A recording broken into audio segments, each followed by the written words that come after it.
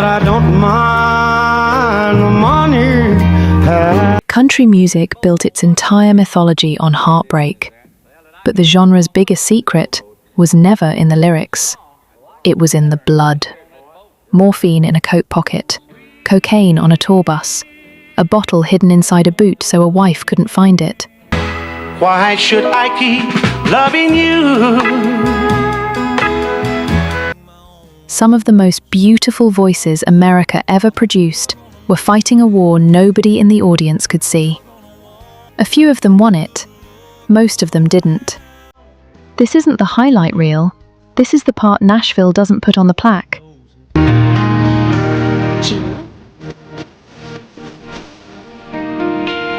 15 legends, 15 addictions. One genre that was built, quite literally, on the bodies of the people who made it great. Let's start counting.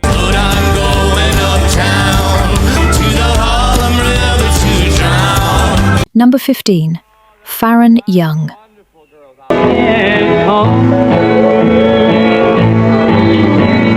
Nashville, December 9th, 1996. A man sits alone in his house. His career peaked before most of today's fans were born. He picks up a pen before he picks up anything else.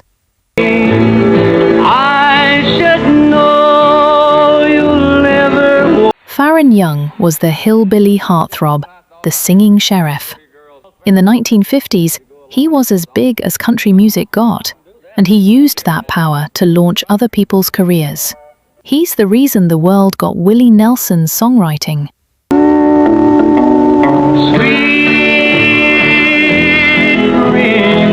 Young was the one who turned Nelson's Hello Walls into a smash hit before almost anyone in Nashville knew Willie's name.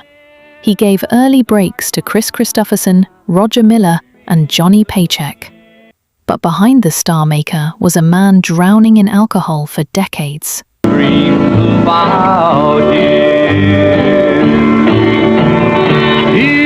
In 1972, he overdosed on sleeping pills after his wife filed for divorce. In 1993, an argument with his son turned violent and left him critically injured.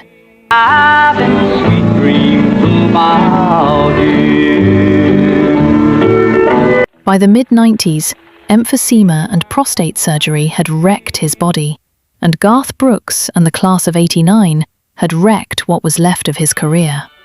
On December 9th, 1996, Faron Young took his own life. He left a note blaming his failing health.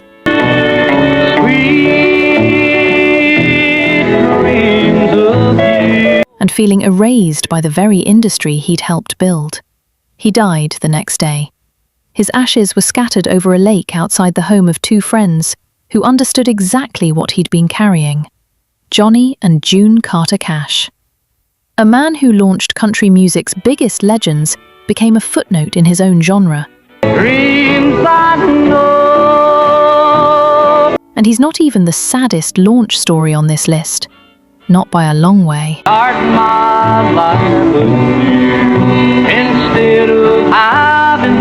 Number 14. Freddie Fender, Angola State Penitentiary, Louisiana, 1962. Someone else. Why should I keep love? A 20-something singer with a voice built for heartbreak is 3 years into a 5-year sentence for 2 joints of marijuana. Freddie Fender, born Baldemar Huerta, was just starting to get noticed when police in Baton Rouge arrested him in 1960. So lonely, great for you only. He served nearly 3 years before Louisiana's governor cut him loose. There was no comeback waiting. He went home to South Texas, fixed cars for a living, took night classes, and drowned the disappointment in cigarettes, 3 packs a day, and alcohol, night after night, for over a decade.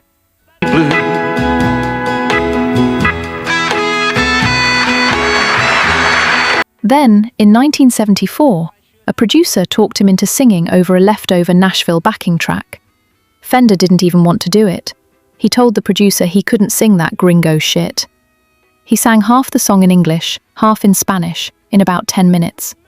That song was Before the Next Teardrop Falls. I was so lonely. Prayed for you.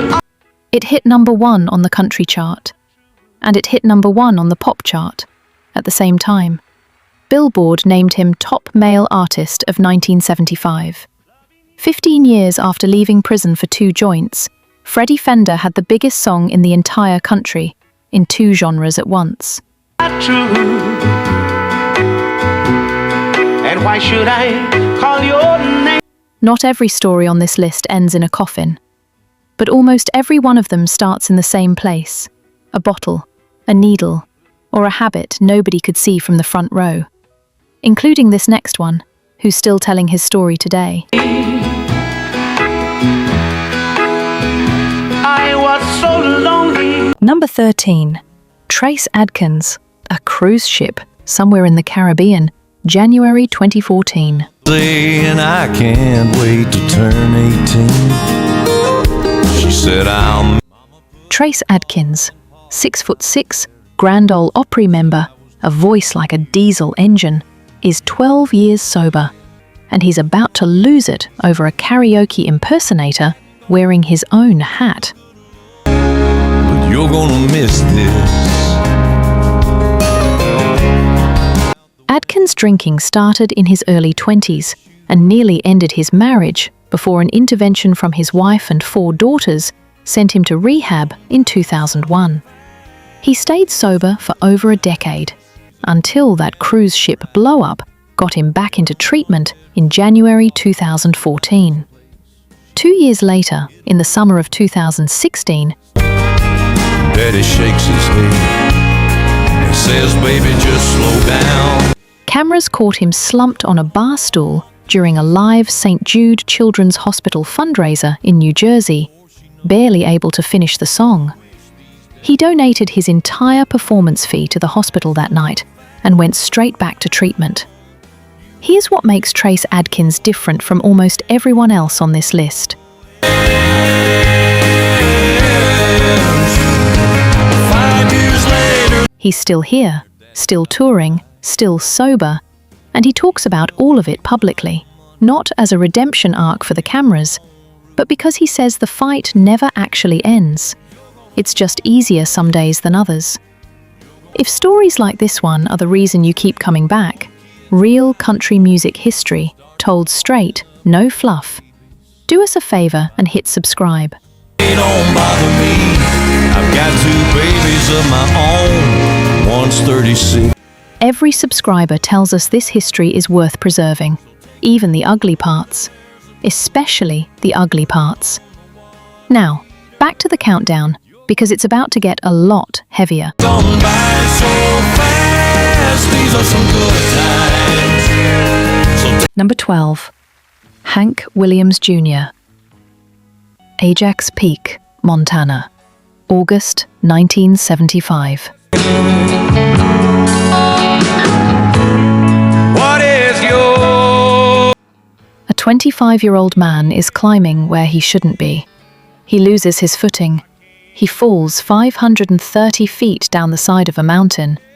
Hank Williams Jr. was 3 years old when his father died.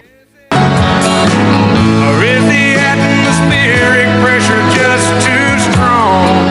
From the time he could hold a guitar, his mother and the entire country music industry pushed him to become the next Hank Williams. Booze, pills, tragedy included, as if that was simply the job description. Too many highs and too many lows. By his early 20s, he'd been hospitalized multiple times from drinking and pills that started when musicians on the road gave him alcohol at age 10. In 1974, wrapped up in drugs and alcohol and drowning in his father's shadow,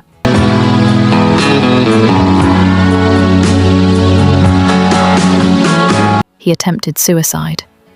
A doctor pulled him back from that ledge with one blunt sentence. "You've been taught to be exactly like your father. He died at 29. You're going to beat him."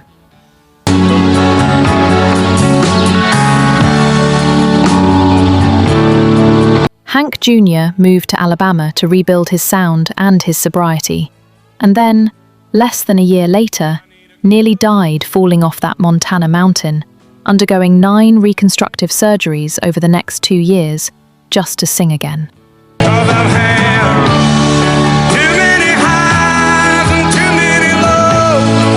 He beat his father's math.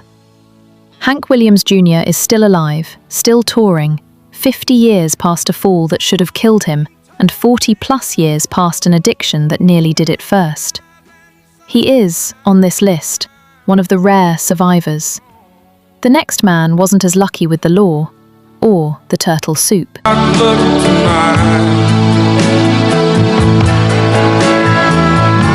Number 11. Johnny Paycheck. North High Lounge, Hillsborough, Ohio, December 19th, 1985. Because I know you're mine. Johnny Paycheck stops in for a drink on his way to visit his mother for Christmas. He's deep into a cocaine binge. A conversation about turtle soup turns into an argument, and it ends with Paycheck firing a gun, wounding another man. I'm gonna spend them all with you. Paycheck was outlaw country before outlaw country was a marketing term. The man who first recorded "Take This Job and Shove It," the song that became a movie. But cocaine and alcohol had been eating away at his career for years by the time of the Hillsborough shooting.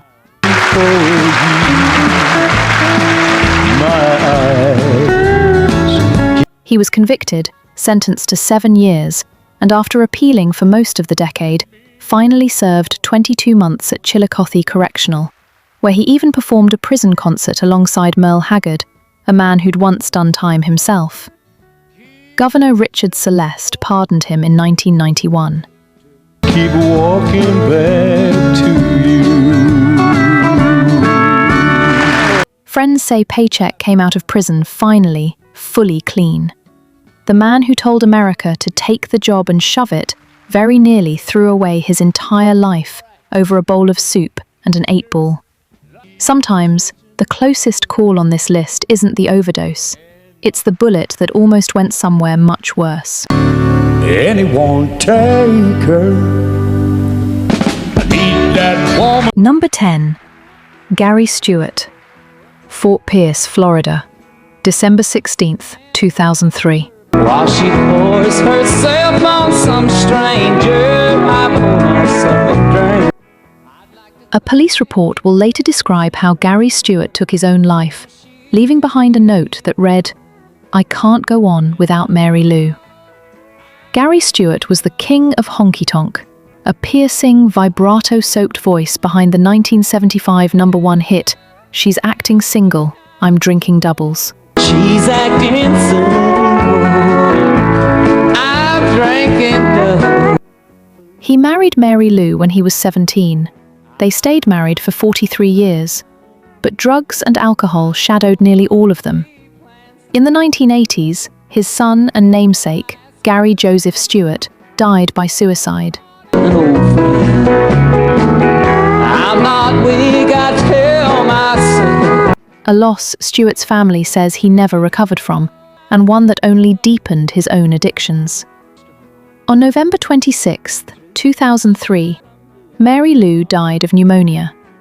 Gary's methamphetamine and alcohol use spiraled immediately and violently. I'm drinking double. I have my Less than 3 weeks later, he took his own life in the same house they'd shared.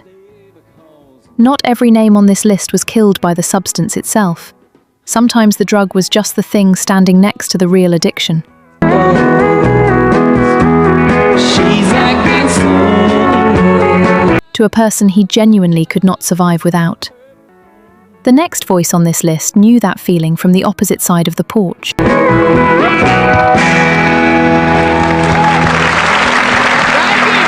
Number 9.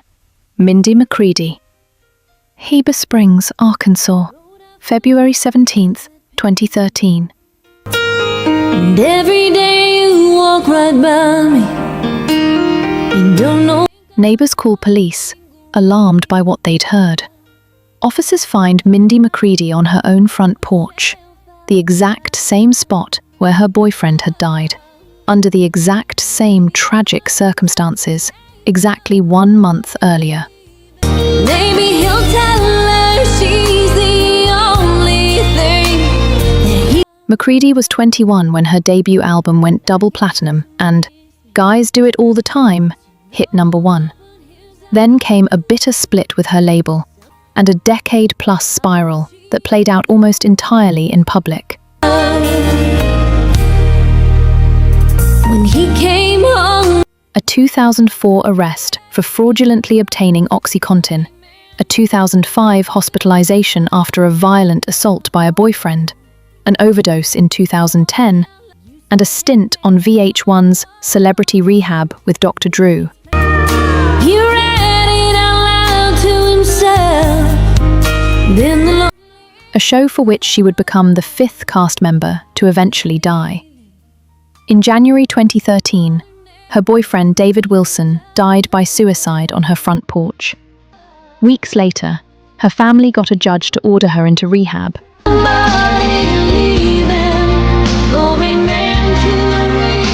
Worried she was no longer able to care for herself or her 2 young sons.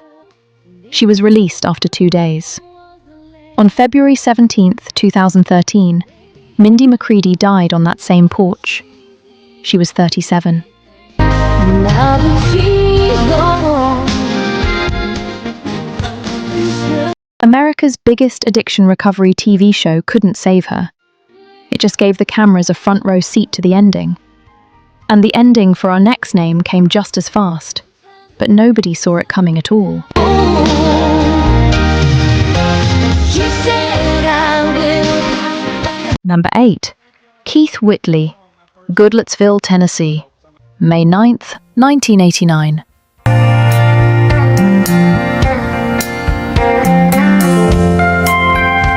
A man has coffee with his brother-in-law that morning. They make plans to golf later. His brother-in-law comes back to pick him up and finds him dead in bed. Keith Whitley was one of the most gifted traditionalist voices of the 1980s, married to singer Lorrie Morgan,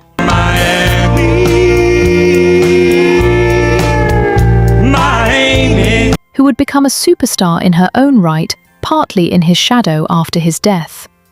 He told interviewers he stopped drinking in 1987, the year they married. "If I hadn't stopped, I don't think I'd be alive today."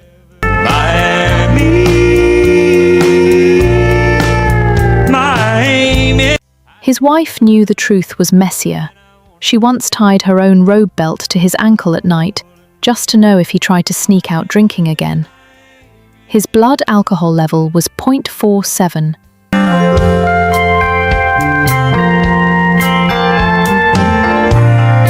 Five times the legal limit in Tennessee at the time, with cocaine and benzodiazepines also in his system.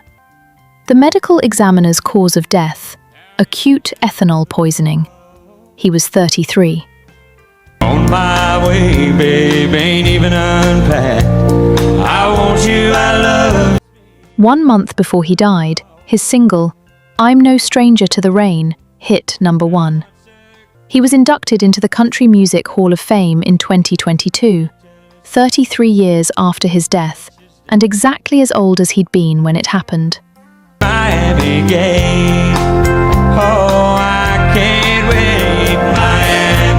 The song about surviving the storm hit the top of the charts a month before the storm finally won. I thought you'd never call. Number 7. Townes Van Zandt, Smyrna, Tennessee.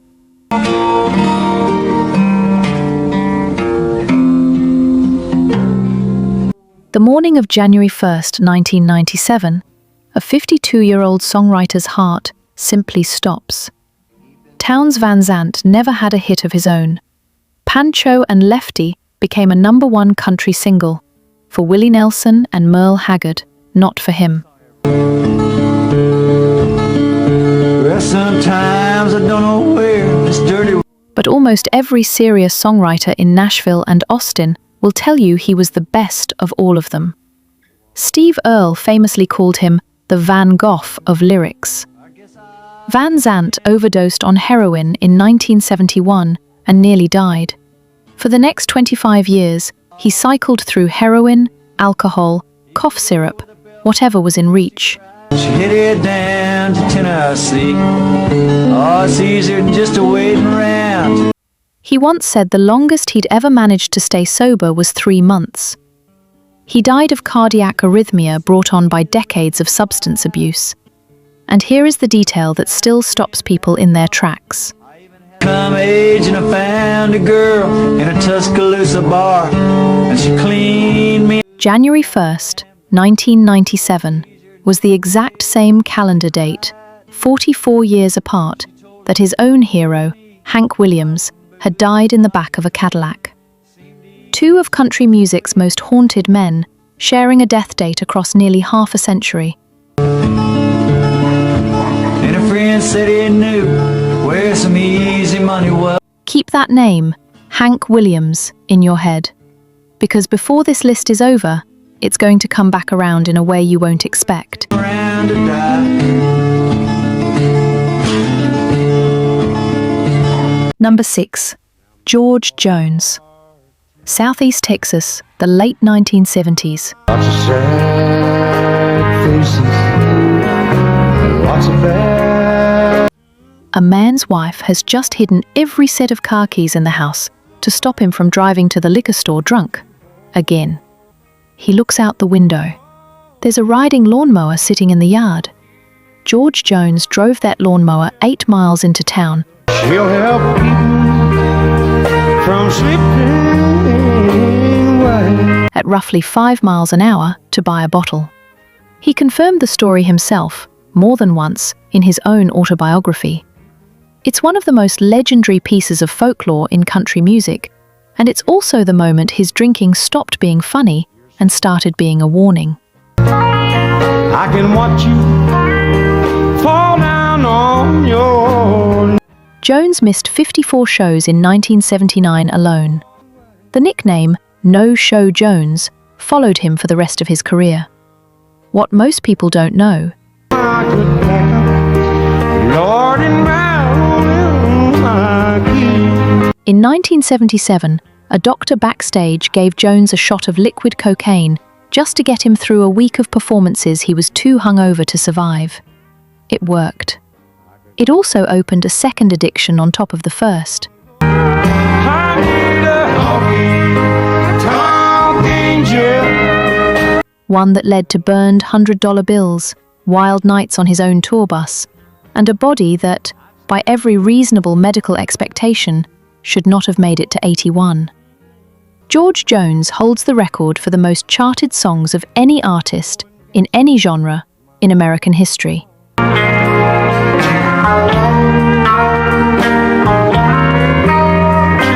158. He got sober enough, eventually, to record He Stopped Loving Her Today, a song about love outlasting even death, sung by a man who very nearly didn't outlast his own addiction. And I'm thinking about where I'd rather be. Our next legend also got clean, and then he had to watch his own son walk the exact same road he'd escaped.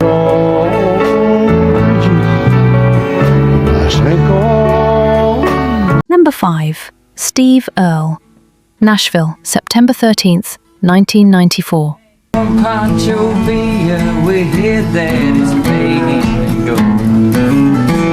A judge sentences Steve Earle to a year in jail.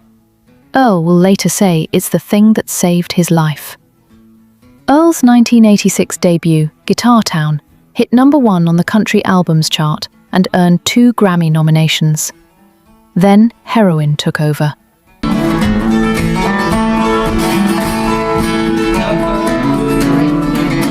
For 4 years, he didn't write a single song. He sold his guitars, his motorcycles, his jewelry, everything he owned, to keep buying it. "I sold them to buy heroin," he said later. "I lost everything but my house." But I'm most likely pack up and head south for Taylor. Arrested for heroin possession in 1993, then cocaine and weapons possession in 1994, Earl served 60 days before completing outpatient rehab. He has been sober ever since, over 3 decades now. Flag of the greenback dollar on the mesa down Mexico. He wrote a song in rehab called Goodbye, which he still introduces on stage as the first song I wrote clean. Steve Earle beat it. He got the redemption arc.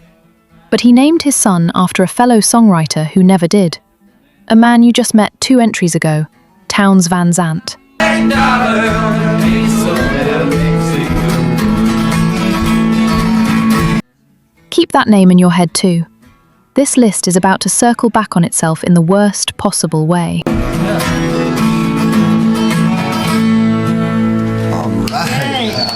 Number 4. Waylon Jennings, a Nashville recording studio. August 23rd, 1977. Well, I woke up this morning, it would drizzle and rain round the curve. DEA agents storm in mid-session. Somebody had mailed Waylon Jennings an ounce of cocaine, and the package tipped them off.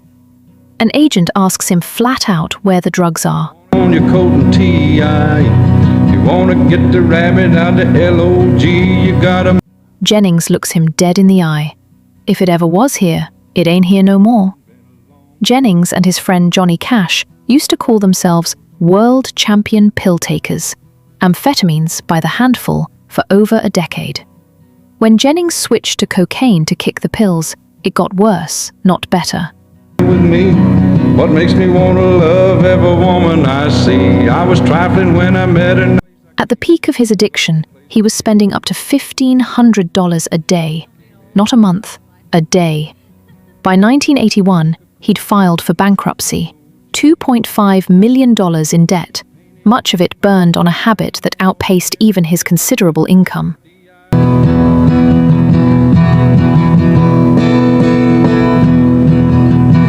In 1984, Jennings flushed $20,000 of cocaine down a toilet, moved his family out to the Arizona desert, and quit cold turkey. No rehab, no doctor, just willpower and isolation. When you wrote it? It don't make any sense. It does, but it don't.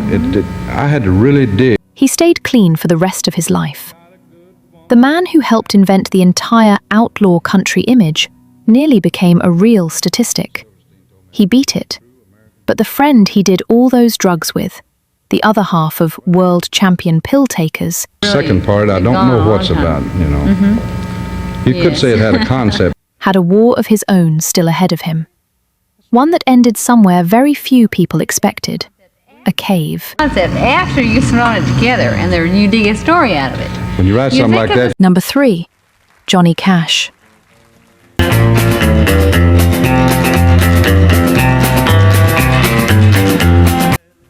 Nickajack Cave, Tennessee, October 1967. A man crawls into total darkness with a flashlight and a pocket full of pills, going deep enough that he can never find his way back out. I'm a fool for you because you're mine. I walk the line.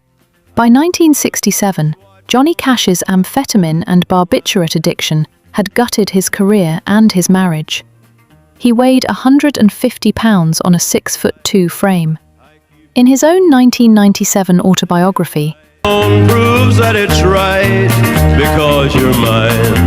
I walk the line. Cash wrote that he crawled into Nickajack Cave intending to die there, and that somewhere in that darkness, he experienced a spiritual awakening that turned him back toward the entrance, toward sobriety, and toward faith. Turn the tide because you're mine. I walk the line. Here's the part the legend usually leaves out. Biographer Robert Hilburn later discovered that Nickajack Cave's entrance was actually underwater that fall, flooded months earlier when a dam closed its gates. I keep my eyes wide open all the time. And Cash was still taking pills months later at the legendary 1968 concert he recorded at Folsom Prison. The story dramatized something true. I walk the line. The feeling of hitting rock bottom and clawing back out, even if the literal details didn't hold up to scrutiny. Addiction recoveries rarely come with one single clean turning point. Cash's just got a better story than most. I keep the ends out for the tie that binds. He did eventually get clean, on and off, for the rest of his life. Our final two entries didn't get that chance, and they're connected to each other by a single date on the calendar that this entire list has been circling from the very beginning. Number 2. Hank Williams Sr., 1953. Cold heart. I try so. The driver stops for gas. He turns around to check on his passenger in the back seat. Something is wrong. Hank Williams was 29 years old, and he was already the most influential man in the history of American country music. A memory from your cold heart. His alcoholism had already cost him his marriage and his standing at the Grand Ole Opry, which formally dismissed him in August of 1952 for habitual drunkenness. So my heart is paying now. He never made it to a single show of the comeback tour he was traveling toward that night.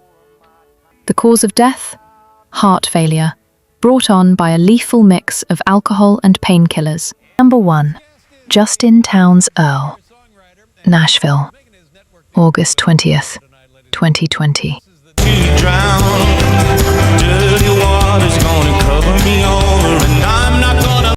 Police perform a welfare check on a 38-year-old singer-songwriter. They find him dead in his apartment. His name was Justin Townes Earle, his middle name a gift from his father, Steve Earle, in honor of the songwriter Steve idolized most, Townes Van Zandt.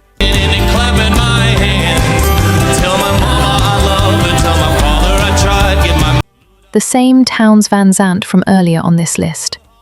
The one who died on January 1st, 1997, the exact same date, 44 years apart, as Hank Williams. Justin began using drugs at 13 years old.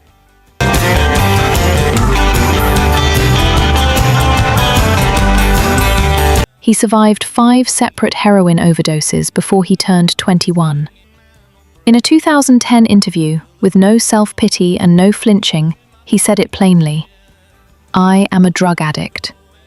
His father, the same man who got clean in a jail cell in 1994 and never looked back, watched his son cycle through the exact addiction he'd escaped.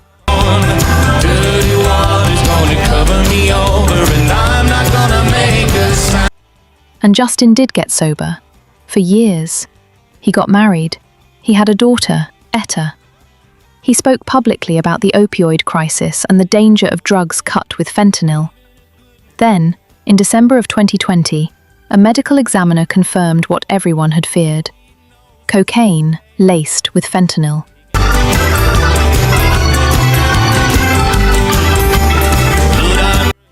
An accidental overdose. The man who'd warned everyone else about exactly this drug became one of its victims anyway. His father released a tribute album of Justin's own songs, called simply JT, on what would have been Justin's 39th birthday. Cover me over and I'm not gonna make a sound. Look at what this list actually is. Hank Williams dies at 29, leaving a toddler son who grows up to nearly follow him off a mountain and out of this world, and survives. A songwriter named Townes Van Zandt, orbiting that same darkness his whole life. Justin Townes Earle, Harlem River Blues. Well, good luck to you. Come back often. Pleasure. Dies on the exact date Hank Williams did, 44 years later. A man named his own son after that songwriter, clawed his way out of his own addiction in a jail cell, and still lost that son to the very thing he thought he'd outrun.